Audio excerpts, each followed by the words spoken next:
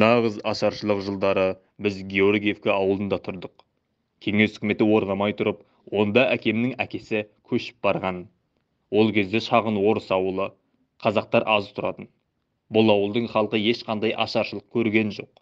Екі жерде мектеп бар еді. Соның біреуінде екі қазақ баласы оқитынбыз. Күндердің күнінде ашаршылық басталып, аш-жалаңаш қазақтар шұбыра бастады. Сол кездегі орыстар оларға жұмыс беріп, үй беріп, пана болу былай тұрсын, жатындаса ұрып соғып қуады. Ашаршылық басталмай тұрып ақ, көлік үстінде кетіп бара жатқан орыстар қазақтарға тас лақтырып, қырғыз деп мазақтағанын көріп, үлкендері де қой демейтін.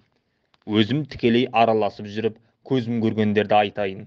Ол кезде 11-12 жастамын. Біз тұрған көшеде балалар үйі бар еді. Балалар үйі болғанда әншейін құр там, не орын жоқ, не төсек жоқ. Соған аш балаларды әкеліп қамай беретін. Полға жатады.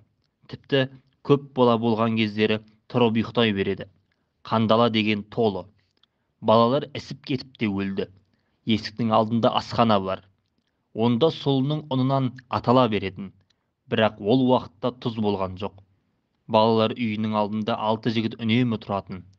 Олар үйге ауру, аш балаларды әкелетін және өлгендерді далаға таситын. Оларды апарып жерошақ сияқты жерді қазып, бетін көміп кете береді. Күніне нешеу шығаратынын қайдам. Әйтеуір қырылып жатты. Мен ертемен ауыл базарына қымыз, айран апарып сатамын. Орыс әйелдері түрлі тағамдар сатып тұрады. Аш адамдар сатып алатындай болып жақындап келіп, күлшеден ала қашады. Әлгі орыс әйелдерінің қолында бір-бір кеспелтек таяқшалары болады. Қуып жүріп ұрады.